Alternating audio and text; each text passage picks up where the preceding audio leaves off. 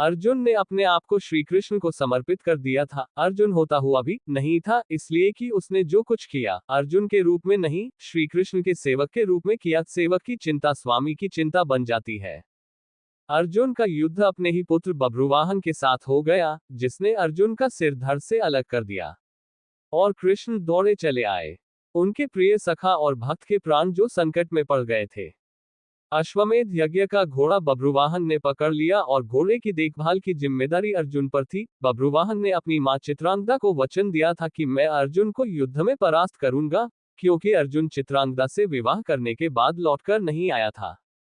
और इसी बीच चित्रांगदा ने बभ्रुवाहन को जन्म दिया था। चित्रांगदा अर्जुन से नाराज थी और उसने अपने पुत्र को ये तो कह दिया था कि तुमने अर्जुन को परास्त करना है, लेकिन यह नहीं बताया था कि अर्जुन ही तुम्हारा पिता है।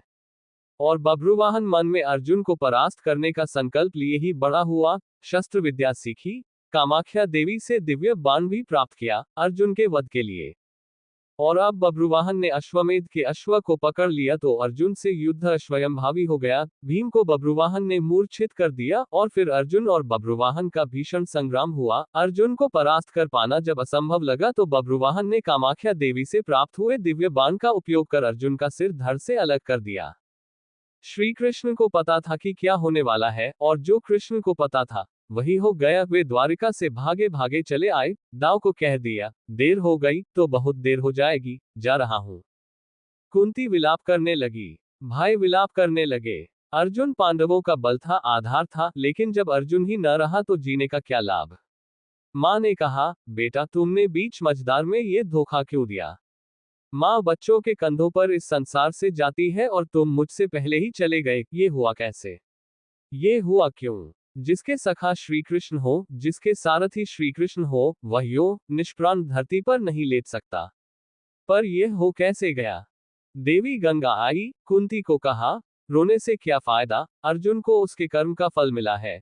जानती हो, अर्जुन ने मेरे पुत्र भीष्म का वध किया था धोखे से। वह तो अर्जुन को अपना पुत्र मानता था, पुत्र का ही प्यार देता था, लेकिन अर्जुन ने शिखंडी की आड़ लेकर मेरे पुत्र को बाणों की शैया पर सुला दिया था। क्यों। भीष्म ने तो अपने हथियार नीचे रख दिए थे, वह शिखंडी पर बाण नहीं चला सकता था, वह प्रतिज्ञाबद्ध था। लेकिन अर्जुन ने तब भी मेरे पुत्र की छाती को बाणों से छलनी किया। तुम्हें शायद याद नहीं, लेकिन मुझे अच्छी तरह याद है। तब मैं भी बहुत रोई थी। अब अर्जुन का सिर धड़ से अलग है। बभ्रुवाहन ने जिस बाण से अर्जुन का सिर धड़ से अलग किया है, वह कामाख्या देवी माध्यम से मैंने ही दिया था। अर्जुन को परास्त कर पाना बभ्रुवाहन के लिए कठिन था। आखिर उसने मेरे ही बाण का प्रयोग किया और मैंने अपना प्रतिशोध ले लिया। अब क्यों रोती हो कुंती। अर्जुन ने मेरे पुत्र का वध किया था और अब उसी के पुत्र ने उसका वध किया है। अब रोने से क्या लाभ। जैसा उसने किया वैसा ही पाया। मैंने अपना प्रतिशोध ले लिया। और प्रतिशोध शब्द भगवान श्री कृष्ण ने सुन लिया, हैरान हुए। अर्जुन का सिर धड़ से अलग था और गंगा मैया भीष्म की मां अर्जुन का सिर धड़ से अलग किए जाने को अपने प्रतिशोध की पूर्ति बता रही है। श्री कृष्ण सहन नहीं कर सके। एक नजर भर अर्जुन के शरीर को, बुआ कुंती को, पांडु पुत्रों को देखा, बभ्रुवाहन और चित्रांगदा को भी देखा। कहा, गंगा मैया आप किससे प्रतिशोध की बात कर रही है। बुआ कुंती से, अर्जुन से, या फिर एक मां से। मां कभी मां से प्रतिशोध नहीं ले सकती। मां का हृदय एक समान होता है, अर्जुन की मां का हो या भीष्म की मां का। आपने किस मां प्रतिशोध लिया है। गंगा ने कहा, वासुदेव। अर्जुन ने मेरे पुत्र का उस समय वध किया था जब वह निहत्था था। क्या यह उचित था।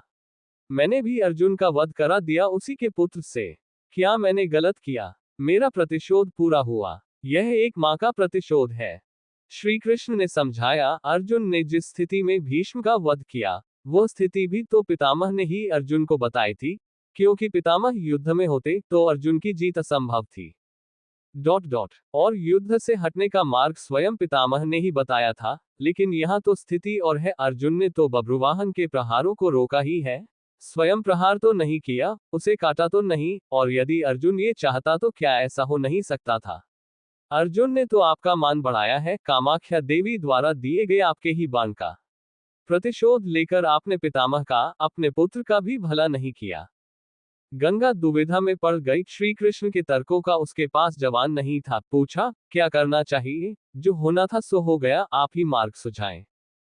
श्री कृष्ण ने कहा, आपकी प्रतिज्ञा पूरी हो गई, उपाय तो किया ही जा सकता है, कोई रास्ता तो होता ही है। जो प्रतिज्ञा आपने की वह पूरी हो गई, जो प्रतिज्ञा पूरी हो गई तो अब उसे वापस भी लिया जा सकता है। यदि आप चाहें तो क्या नहीं हो सकता, कोई रास्ता तो निकाला ही जा सकता है। गंगा की समझ में बात आ गई और मां गंगा ने अर्जुन का सिर धड़ से जोड़ने का मार्ग सुझा दिया। ये कृष्ण के तर्कों का कमाल था, जिस पर श्री कृष्ण की कृपा हो, जिसने अपने आप को श्री कृष्ण को सौंप रखा हो, अपनी चिंताएं सौंप दी हो, अपना जीवन सौंप दिया हो, अपना सर्वस्व सौंप दिया हो, उसकी रक्षा के लिए श्री कृष्ण बिना बुलाए चले आते हैं। द्वारिका से चलने पर दाऊ ने कहा था, कान्हा, अब अर्जुन और उसके पुत्र के बीच युद्ध है, कौरवों के साथ नहीं, फिर क्यों जा रहे हो? तो कृष्ण ने कहा था, दाव, अर्जुन को पता नहीं कि वह जिससे युद्ध कर रहा है वह उसका पुत्र है, इसलिए अनर्थ हो जाएगा, और मैं अर्जुन को अकेला नहीं छोड़ सकता। भगवान और भक्त का नाता ही ऐसा है, दोनों में दूरी नहीं होती, और जब भक्त के प्राण संकट में हो तो भगवान चुप नहीं बैठ सकते। अर्जुन का सारा भाव हो और कृष्ण दूर रहें, ये हो ही नहीं सकता। याद रखें, जिसे श्री कृष्ण मारना चाहे कोई बचा नहीं सकता, और जिसे वह बचाना चाहे उसे कोई मार नहीं सकता। अर्जुन और श्री कृष्ण हैं ही एक, नर और नारायण।